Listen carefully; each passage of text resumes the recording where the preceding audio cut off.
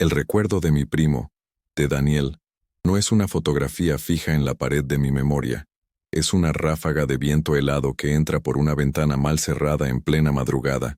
Un escalofrío que me recorre la espalda sin aviso y sin razón aparente. Han pasado 20 años, pero el tiempo no ha hecho más que afilar los bordes de su ausencia, convirtiéndola en un arma punzocortante que a veces, en el silencio de la noche, se clava en mi corazón. Vivíamos en Tepic, en esa casa grande de la abuela con un patio que se inundaba en tiempo de lluvias y olía a tierra mojada y a gardenias. Éramos más que primos. Éramos la mitad del mismo todo. Él, con su risa estruendosa que espantaba a las palomas, y su manía de coleccionar corcholatas de refresco como si fueran tesoros. Yo, su sombra, su confidente, la que le guardaba los secretos de amores no correspondidos, y le pasaba las respuestas en los exámenes de matemáticas.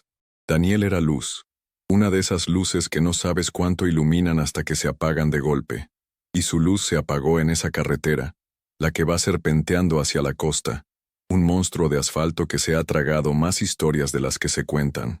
Tenía 22 años y un futuro que parecía tan brillante como el sol de Nayarit. Acababa de graduarse de arquitecto y ya tenía un trabajo prometedor en una firma de Guadalajara. Ese fin de semana había venido de visita. Recuerdo que llegó conduciendo un BMW de segunda mano que había comprado con sus primeros ahorros. Un modelo no tan nuevo, pero que para él era el epítome del éxito. Lo estacionó frente a la casa con un orgullo que no le cabía en el pecho. ¿Qué hubo, primita? Súbete para que veas lo que es poder, me dijo, y me dio una vuelta por la colonia. El coche olía a cuero y a los sueños de Daniel. El domingo por la tarde se despidió. Mi tía, su mamá, le había preparado un itacate con sus gorditas de frijol favoritas. Maneja con cuidado, mijo, no corras, le dijo ella, haciéndole la señal de la cruz en la frente, un ritual que repetía desde que él era un niño. Él le dio un beso, me alborotó el pelo y se fue. Fue la última vez que lo vimos. La llamada llegó al día siguiente. Era la policía. Habían encontrado el coche abandonado a un lado de la carretera, a unos 40 kilómetros de Tepic. Las puertas estaban abiertas, el motor frío, las llaves puestas en el encendido. En el asiento del copiloto, la bolsa con el itacate de mi tía, intacta. Su cartera estaba en la guantera, con todo su dinero y sus identificaciones. Su celular también estaba ahí. Lo único que faltaba era él. Simplemente se había desvanecido. La investigación oficial fue un laberinto de callejones sin salida. Interrogaron a sus amigos, a sus compañeros de trabajo, a una novia que había tenido en la preparatoria. No había deudas, no había enemigos, no había razones para que quisiera desaparecer por su cuenta. La policía manejó la hipótesis de un secuestro, pero nunca hubo una llamada pidiendo rescate. Revisaron los hospitales, las morgues, los centros de detención de todo el estado. Nada. Era como si la tierra se lo hubiera tragado. Mi tía se consumió en vida. Pasó de ser una mujer alegre y fuerte a una sombra que deambulaba por la casa, aferrada a una camisa de Daniel, inhalando su olor hasta que el perfume se desvaneció, y solo quedó el aroma a tela vieja y a dolor. Mi tío envejeció 10 años en un mes. Vendieron terrenos, pidieron préstamos, gastaron hasta el último centavo en investigadores privados que solo les vendieron humo y falsas esperanzas. Recuerdo que uno de ellos, un hombre de bigote ralo y ojos evasivos, nos aseguró que tenía pistas sólidas, que Daniel estaba bien, pero que necesitaba más dinero para la operación de rescate. Fue una estafa cruel que nos dejó en la ruina económica y emocional. La cuenta bancaria de la familia, que alguna vez fue próspera gracias al negocio de mi abuelo, quedó temblando, vacía, como un reflejo de nuestras almas. La casa de la abuela, antes llena de risas y de música de Pedro Infante, se sumió en un silencio denso, pesado, que aplastaba el espíritu. Yo trataba de ser fuerte por mis tíos, pero por dentro estaba rota. Cada coche que pasaba, cada llamada telefónica, era una mezcla de esperanza y terror. La vida se detuvo ese día. Para nosotros, el calendario dejó de avanzar. Vivíamos en un eterno y angustioso domingo por la tarde, esperando que Daniel cruzara la puerta en cualquier momento. Los primeros meses fueron un torbellino de actividad frenética. una negación disfrazada de búsqueda. Pegamos su foto en cada poste, en cada tienda, en cada terminal de autobuses desde Tepic hasta Tijuana. Daniel Ramírez, 22 años, desaparecido. Su familia lo espera. Su rostro sonriente nos miraba desde miles de papeles que el sol y la lluvia fueron borrando poco a poco, igual que la esperanza en nuestros corazones. Recorrimos esa carretera incontables veces. Mi tío al volante, con la mirada perdida en el horizonte de asfalto, y yo a su lado, escudriñando cada barranco, cada matorral, cada sombra, buscando una señal, un trozo de tela, algo, cualquier cosa que nos dijera dónde estaba. Nos deteníamos en el punto exacto donde encontraron el coche. No había nada fuera de lo común. Era un tramo recto, flanqueado por campos de caña de un lado y un pequeño acantilado del otro. Un lugar solitario, sí, pero no siniestro. Al menos no a la luz del día. Los policías nos decían que probablemente había pedido un aventón, que quizás se había encontrado con la gente equivocada, pero no tenía sentido. ¿Por qué dejaría el coche, su trofeo, su símbolo de independencia, con las llaves puestas y todas sus pertenencias dentro? ¿Por qué se iría sin su celular? Ese aparato que para los jóvenes de su edad era una extensión de su propio cuerpo. Los investigadores privados, después de sacarnos una fortuna, llegaron a conclusiones aún más descabelladas. Uno sugirió que había cruzado la frontera, que había empezado una nueva vida en Estados Unidos. «A veces los muchachos se cansan, señora», le dijo a mi tía con una displicencia que me hizo hervir la sangre. Mi tía, con la poca fuerza que le quedaba, le respondió: «Mi hijo no se cansaría de nosotros, usted no lo conocía». Y era verdad. Daniel amaba a su familia con una devoción casi palpable. Era incapaz de causarnos un dolor así de manera voluntaria. Con el tiempo, las visitas de amigos y familiares se fueron espaciando. La gente no sabe qué decir ante una tragedia sin cuerpo, sin tumba, sin un final claro. La pena se convirtió en un asunto privado, un fantasma que cenaba con nosotros cada noche. Mi tía empezó a visitar a videntes y curanderos. Uno le dijo que Daniel estaba vivo, pero atrapado en un lugar oscuro. Otro le aseguró que había trascendido a otro plano. Palabras huecas que solo ahondaban la herida. Yo, que siempre había sido la pragmática, la que creía en la lógica y en los hechos, empecé a sentir que la realidad tenía fisuras, que había cosas que no se podían explicar con la razón. Empecé a escuchar las historias que los viejos contaban en voz baja sobre esa carretera. Historias de luces extrañas que bailaban sobre los campos de caña, de gente que desaparecía sin dejar rastro, de un tramo de camino donde el tiempo parecía doblarse sobre sí mismo. Las llamaban leyendas de la carretera, cuentos para asustar a los viajeros nocturnos, pero para mí, empezaron a tener un eco de verdad aterradora. El recuerdo más vívido que tengo de Daniel de esos últimos días es de la noche del sábado, un día antes de que desapareciera. Estábamos en el patio de la abuela, sentados en la vieja banca de hierro forjado. Él me hablaba de sus planes, de un proyecto para diseñar un complejo de viviendas sustentables. Sus ojos brillaban con esa pasión que lo caracterizaba.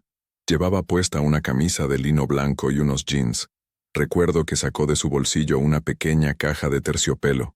«Ten, primita, para que no me extrañes tanto en Guadalajara». Dentro había un collar de plata con un dije en forma de colibrí.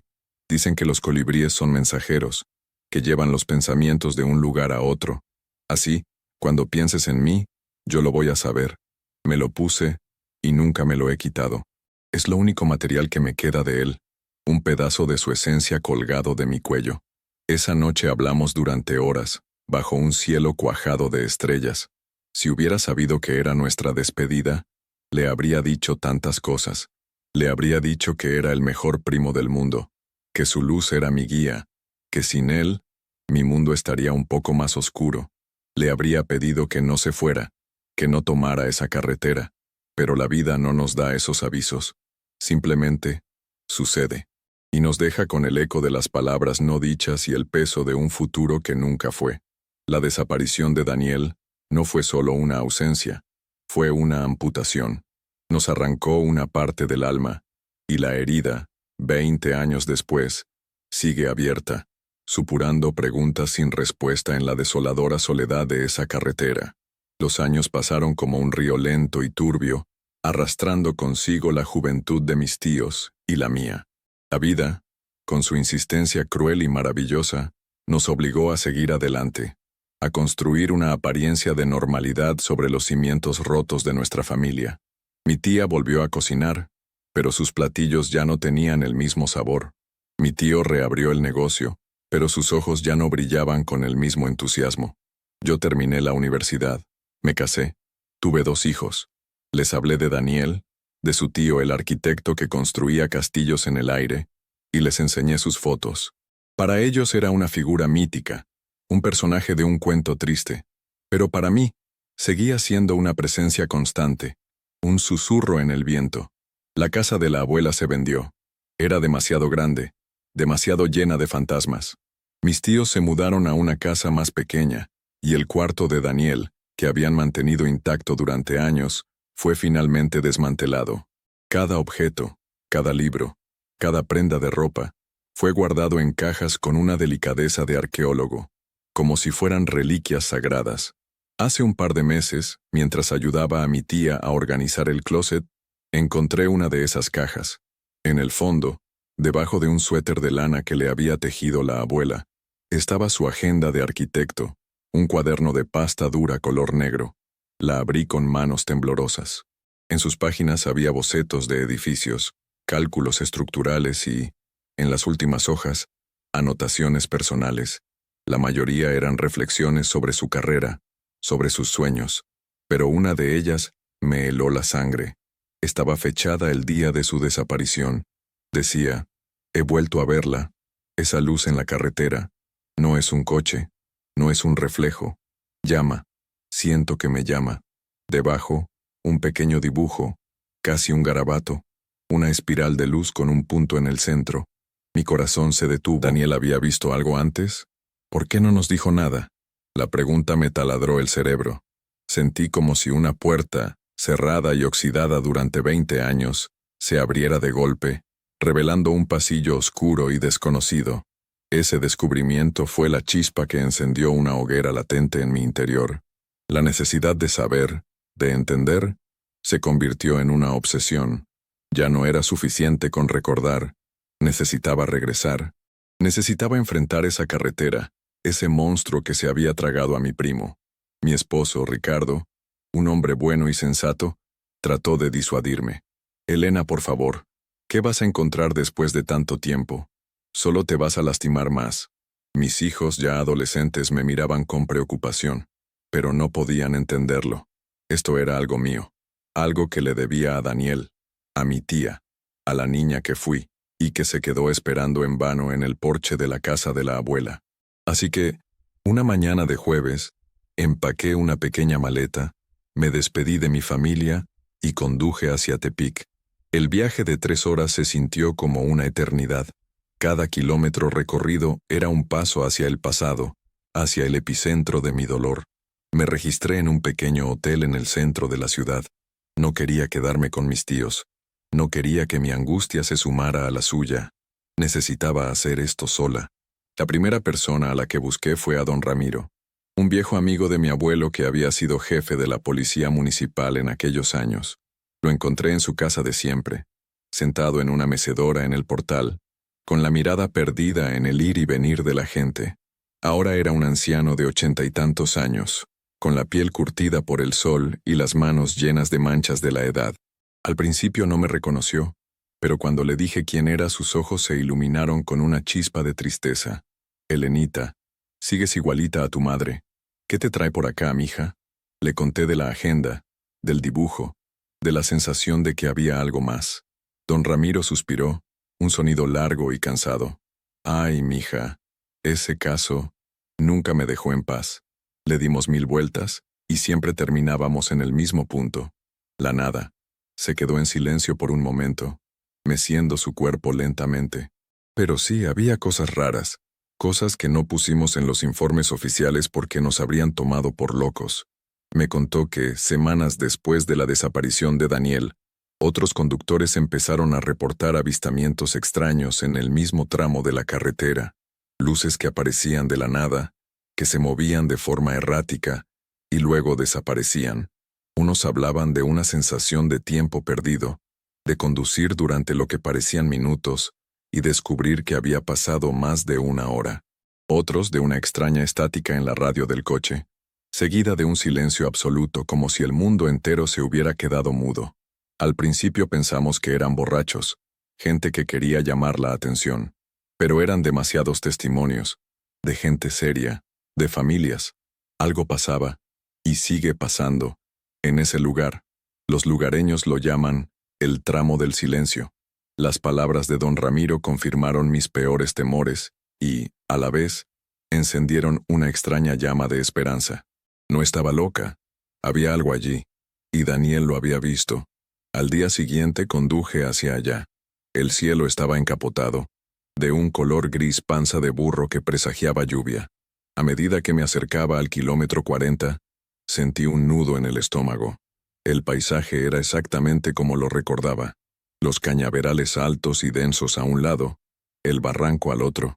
Estacioné el coche en el acotamiento, en el mismo lugar donde habían encontrado el BMW de Daniel. El silencio era abrumador, roto solo por el silbido del viento entre las hojas de caña. Bajé del coche y caminé por el borde de la carretera. El aire era pesado, cargado de una electricidad extraña. Me detuve y cerré los ojos, tratando de sentir algo, una conexión, una señal, pero solo había vacío. El dolor de su ausencia era tan tangible como el asfalto bajo mis pies. Pensé en mi tía y en cómo su vida se había convertido en un monumento a la pérdida. Años atrás, en un intento desesperado por encontrar respuestas, había consultado a una médium muy famosa en Beverly Hills, una mujer que cobraba una fortuna por sus servicios. Mi tía había vendido un juego de joyas de diamantes, una herencia de la abuela, para pagar la consulta. La mujer le había dicho generalidades que sentía a un joven con una energía brillante, que estaba en un lugar de paz. Palabras vacías que costaron una pequeña fortuna y solo sirvieron para ahondar la herida. Mirando la desolación de esa carretera, comprendí la inutilidad de buscar respuestas en lugares equivocados. La respuesta, si es que existía, estaba aquí, en este pedazo de tierra olvidado por Dios. Decidí hablar con la gente que vivía cerca. A un par de kilómetros de allí había un pequeño poblado, apenas un puñado de casas a la orilla de la carretera. Entré a una tiendita de abarrotes a comprar una botella de agua. El hombre que atendía, un señor mayor con un sombrero de paja, me miró con curiosidad. Le pregunté por el tramo del silencio. Su rostro se ensombreció. No es bueno andar preguntando por eso, señorita. Hay cosas que es mejor dejar quietas. Su reacción, en lugar de asustarme, me dio más fuerza. Insistí. Le dije que un familiar mío se había perdido allí hacía muchos años. El hombre dudó, pero al ver la desesperación en mis ojos, cedió. Me contó que su abuelo le decía que en ese lugar la tierra era delgada, que a veces el mundo de acá y el mundo de allá se tocaban. No es algo malo, dijo bajando la voz. No es el diablo, ni nada de eso. Es otra cosa, una puerta. A veces se abre, y si te pilla cerca, te lleva. Me habló de un ranchero que una noche vio cómo una de sus vacas era levantada en el aire por una luz silenciosa, para nunca más volver. Me habló de una pareja de recién casados cuyo coche se detuvo justo en ese tramo, y que al bajar para revisar el motor, vieron el paisaje transformarse, los cañaverales convertidos en un bosque de árboles extraños y luminosos, que no existen en esta región. La visión duró solo un instante, pero los dejó temblando de miedo. Las historias eran fantásticas, inverosímiles, pero resonaban con la nota de Daniel en su agenda, con los reportes que me había mencionado don Ramiro, con el propio misterio de su desaparición. No se trataba de un crimen humano. Era algo más antiguo, más extraño. Regresé a mi coche con la cabeza llena de un torbellino de pensamientos. La tarde empezaba a caer, y el cielo gris se tornaba de un morado oscuro. Sentí un impulso, una certeza irracional. Tenía que quedarme, tenía que esperar. Apagué el motor y me quedé en silencio, con los ojos fijos en la carretera que se perdía en la penumbra. El viento arreció, haciendo que los tallos de la caña de azúcar chocaran entre sí, produciendo un sonido como de susurros, como de miles de voces hablando en un idioma que no podía entender. El miedo, un miedo frío y primario, comenzó a trepar por mi columna vertebral, pero debajo del miedo había otra cosa, una determinación de acero. Había venido a buscar una respuesta, y no me iría de aquí sin ella. Encendí un cigarro, aunque había dejado de fumar hacía años. Necesitaba algo que anclara mis nervios. El pequeño punto de luz naranja en la oscuridad era mi única compañía. El tiempo pasaba lentamente, cada minuto una gota de plomo. Las luces de los pocos coches que pasaban rasgaban la oscuridad por un instante y luego volvían a dejarme sola con mis fantasmas. Me pregunté qué había sentido Daniel en sus últimos momentos aquí. ¿Sintió miedo? ¿O sintió esa extraña llamada de la que hablaba en su agenda? Me llevé la mano al cuello y apreté el dije del colibrí. Estoy aquí, primo. No estás solo. Y entonces, lo vi. Al principio, fue solo un punto de luz a lo lejos, sobre los cañaverales. Pensé que era el reflejo de la luna en alguna lámina o un coche en un camino de terracería. Pero la luz no se movía como un coche. Era estática, y pulsaba suavemente, como un corazón luminoso. Luego empezó a crecer, a expandirse pero sin moverse de su sitio. No era una luz que deslumbrara, era una luz suave, plateada, casi líquida. Sentí cómo el vello de mis brazos se erizaba. Mi respiración se atoró en mi garganta. La radio del coche, que estaba apagada, de repente emitió un chasquido de estática y luego se quedó en silencio. Un silencio total, absoluto. El sonido del viento, el susurro de la caña, todo desapareció. Era como si me hubieran metido en una caja de cristal, aislada del resto del mundo. El miedo se convirtió en un terror paralizante. Quería arrancar el coche y salir huyendo de allí a toda velocidad, pero mi cuerpo no respondía. Estaba clavada al asiento, con los ojos fijos en ese espectáculo imposible. La luz plateada siguió creciendo hasta convertirse en una esfera del tamaño de una casa. Dentro de ella, las formas se arremolinaban, como en un sueño. No había sonido, pero sentía una vibración profunda en mi pecho, una especie de zumbido que no entraba por mis oídos, sino que resonaba directamente en mis huesos. Mis pensamientos se volvieron lentos, pesados. Una calma extraña, antinatural, empezó a invadirme, desplazando el terror. Era una sensación de asombro, de estar presenciando algo sagrado y terrible al mismo tiempo. Recordé las palabras del tendero. Una puerta. Eso era. Una ventana a otro lugar, a otra realidad, abierta de par en par en medio de la noche nayarita. Mi mente luchaba por encontrar una explicación lógica, un fenómeno meteorológico raro, una alucinación producto del estrés y del cansancio. Pero mi corazón sabía la verdad. Estaba viendo lo mismo que había visto Daniel, la misma luz que lo había llamado. Y entonces, dentro de la esfera luminosa, algo tomó forma. Pasé la noche en vela, en una especie de trance, hasta que los primeros rayos del sol tiñeron el cielo de rosa, y la luz plateada se desvaneció tan misteriosamente como había aparecido. El sonido del mundo regresó de golpe, el canto de un gallo a lo lejos, el motor de un camión en la carretera. Todo parecía normal, obscenamente normal, pero yo ya no era la misma. Algo dentro de mí se había roto y reconfigurado. Conduje de regreso a la ciudad como una autómata. No regresé al hotel. Fui directamente a una pequeña iglesia que recordaba de mi infancia. Un lugar tranquilo con un hermoso jardín lleno de bugambillas. Necesitaba un lugar de paz para procesar lo que había visto. Me senté en una banca y dejé que las lágrimas fluyeran. Lágrimas de miedo, de asombro, de una tristeza profunda y extraña. La visión dentro de la luz. No estaba segura de qué había sido. ¿Una alucinación? ¿Un mensaje? Sabía que no podía guardar esto para mí sola. Pero, ¿cómo explicar lo inexplicable? ¿Cómo contarle a alguien que había visto una puerta a otro mundo en medio de una carretera? Decidí buscar a la única persona que, intuía, podría entenderme. Recordé las historias que mi abuela contaba sobre doña Inés, una curandera que vivía en las afueras de un pueblo cercano, una mujer sabia que conocía los secretos de la tierra y de las hierbas.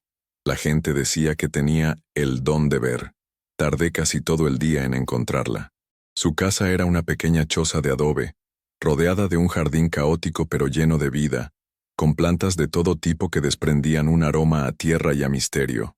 Doña Inés era una anciana diminuta, con el rostro surcado de arrugas como un mapa de vida y unos ojos negros, increíblemente lúcidos, que parecían verlo todo. Me recibió con una sonrisa amable, como si me estuviera esperando. Me ofreció un té de hierbabuena en una taza de barro. No tuve que decir mucho. En cuanto empecé a balbucear sobre la carretera y la luz, ella asintió lentamente. «El portal de la serpiente emplumada», dijo, con una voz suave pero firme. «Es un lugar de poder, mija. Un lugar donde el velo entre los mundos es delgado. No es bueno ni malo. Simplemente es. Desde tiempos antiguos la gente de aquí lo sabe y lo respeta». Me explicó que esos portales se abren de vez en cuando, siguiendo ciclos que no entendemos. Dijo que a veces, las almas curiosas o las que tienen una vibración especial son atraídas hacia ellos. No se los llevan a la fuerza, aclaró, mirándome fijamente. Ellos eligen cruzar, son llamados. Tu primo era un alma brillante, un soñador. Quizás este mundo se le quedó pequeño. Las palabras de doña Inés, en lugar de sonar a locura, me trajeron una calma inesperada. Le hablé del dolor de mi tía, de los 20 años de incertidumbre.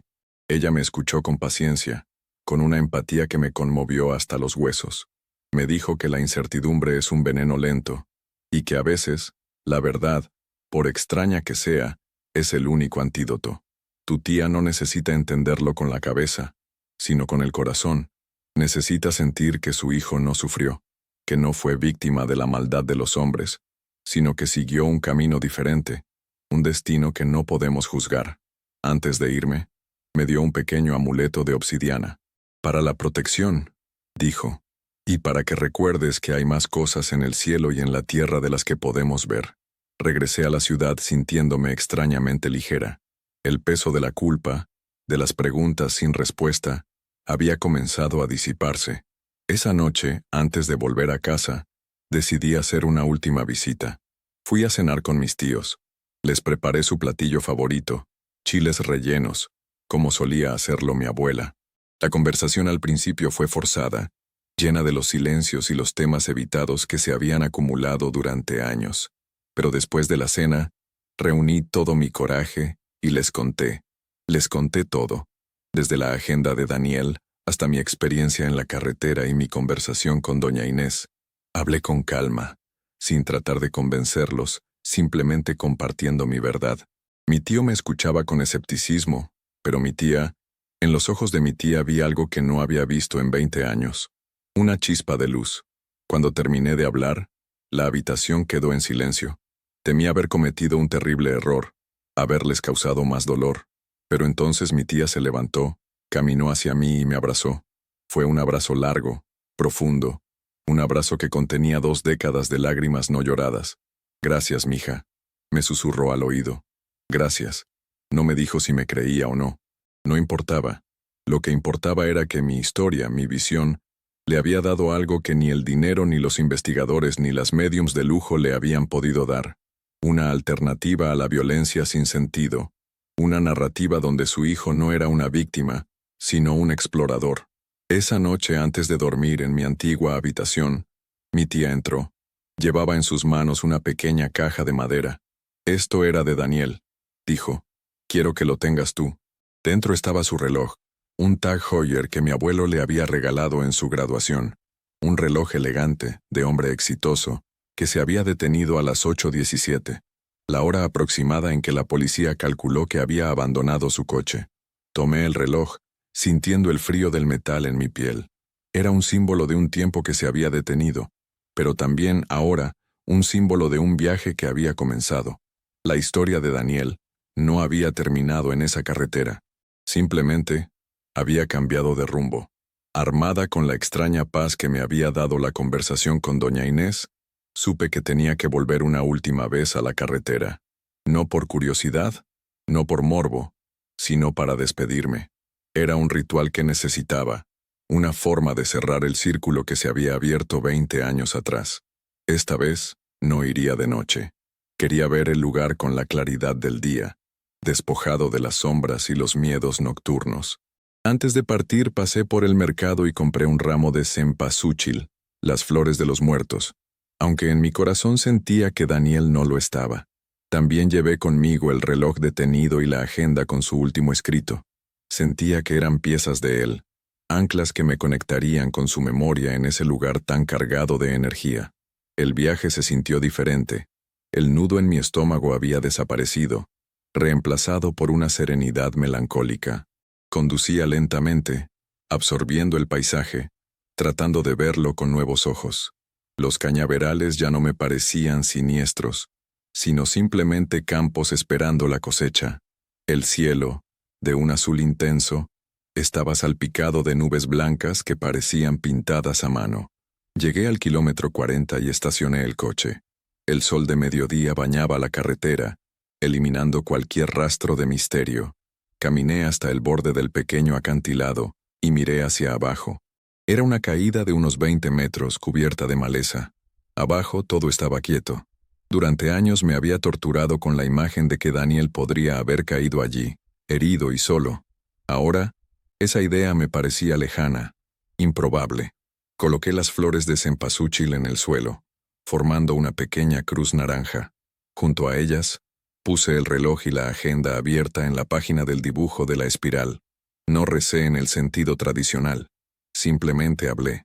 Hablé con Daniel, con la carretera, con el universo.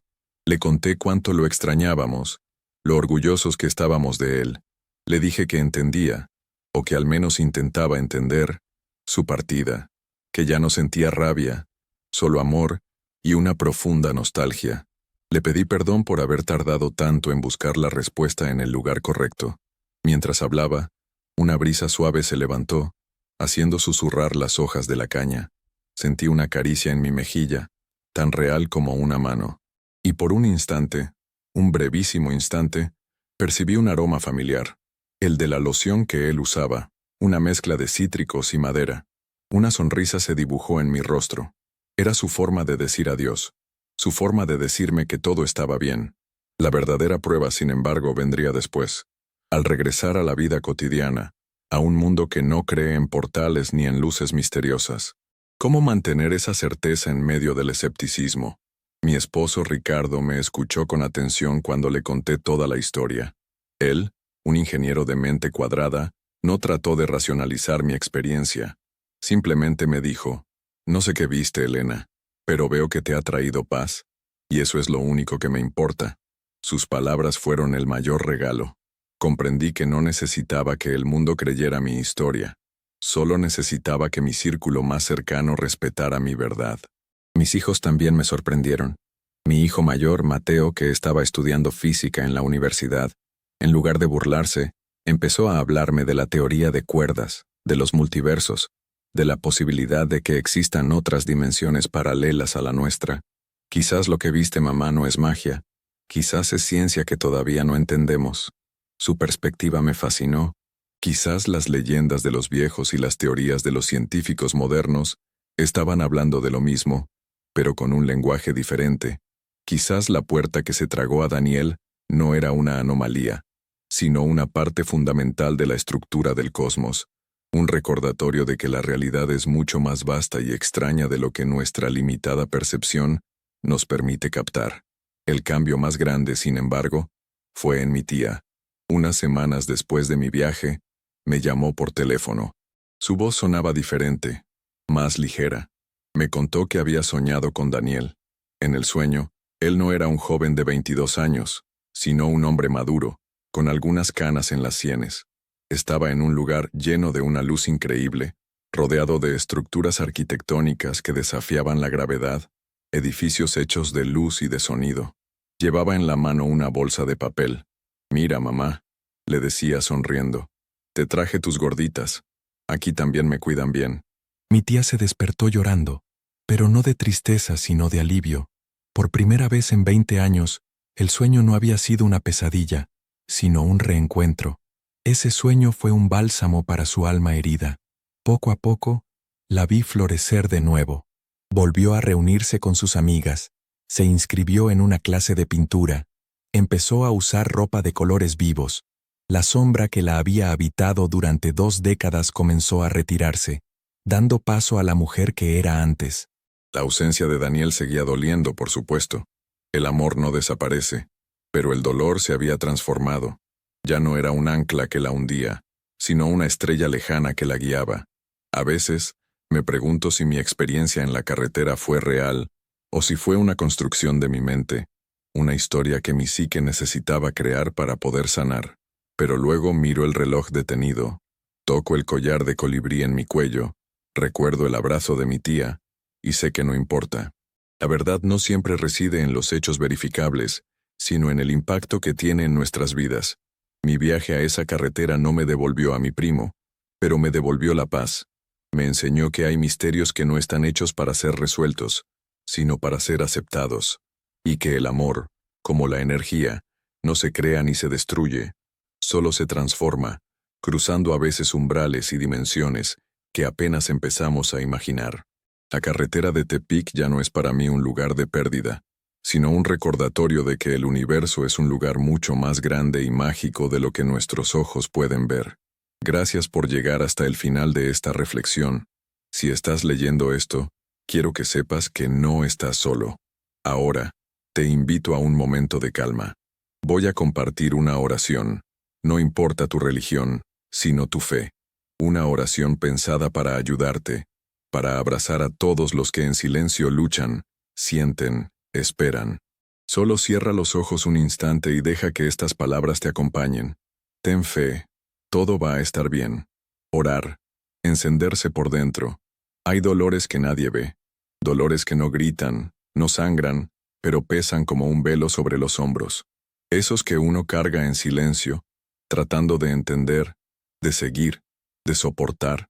Pero hay un momento, y yo he estado ahí varias veces, en que el esfuerzo cansa, la mente se rinde, y algo dentro de uno se arrodilla, no por debilidad, sino por verdad. Es en ese instante cuando la oración comienza, o mejor dicho, aparece. No esa hecha con palabras bonitas o promesas apresuradas, sino la que brota de un lugar tan profundo que ni siquiera tiene nombre, como un susurro del alma diciendo, ya no puedo sola. Orar, descubrir, no es pedir, es recordar. Recordar quiénes somos cuando el ego se aquieta. Recordar que la vida también late en lo invisible, que hay un centro en nosotros donde todo descansa, y que aunque por fuera todo parezca derrumbarse, ese centro permanece. A veces orar es simplemente cerrar los ojos y recogerse como una flor que siente el frío de la noche. Es permitir que una presencia suave nos envuelva, no como magia, sino como sustento. Como quien dice sin prisa, aquí estoy, incluso ahora. La oración o la súplica no cambia el mundo, pero cambia a quien ora. No evita los dolores, pero transforma la forma en que atravesamos cada uno de ellos. Nos da una mirada más tierna, un corazón menos endurecido, un paso más firme, incluso en la oscuridad. Es como si por un instante, el alma flotara por encima del tiempo y regresara al cuerpo con más paz. No una paz ruidosa, sino esa que solo quien ha pasado por el caos puede reconocer. Orar es afinar la escucha. La mente se calla y la intuición despierta. Las respuestas no siempre vienen en palabras. A veces son solo percepciones, toques sutiles, un calor en el pecho. La oración ilumina lo que estaba turbio, deshace nudos que ni sabíamos que teníamos. Y lo más bonito es que no tiene que ser complicado.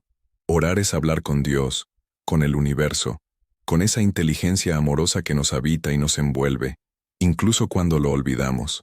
Y no tiene que sonar bonito. No necesitas saber rezar. No necesitas entender nada sobre la fe.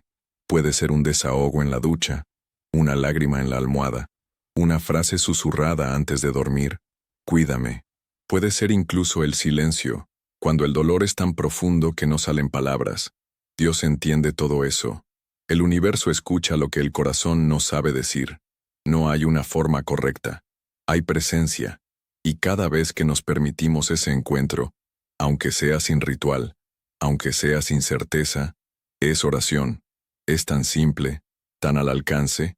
Orar es solo recordar que no estamos solos. Y entonces, un día, sin darnos cuenta, nos volvemos oración. la forma de caminar, de tocar, de callar, todo empieza a vibrar distinto. Ni siquiera hace falta decir nada. Solo estar ahí ya es oración viva. Y hasta en los días en que no logramos orar, y sí, hay días así, el alma sigue orando por nosotros. El espíritu no olvida de dónde viene. Al final, orar es eso, encenderse por dentro, y dejar que esa luz nos guíe, incluso cuando no sabemos el camino. Gracias por acompañarme en esta historia. Si te ha conmovido o te ha hecho pensar, déjame un comentario. Me encanta leerte y saber desde qué parte del mundo me escuchas. Suscríbete al canal para no perderte ninguna de nuestras reflexiones. ¿Qué otras historias te gustaría que contáramos? ¿Hay algún tema que te inquiete o te dé esperanza? Tus ideas son mi mayor inspiración. Como un pequeño gesto de agradecimiento por tu tiempo y tu apoyo, he dejado un par de recetas de tés relajantes y postres sin azúcar en el primer comentario fijado, para que te consientas el cuerpo y el alma. Que Dios te proteja a ti y a los tuyos, hoy y siempre.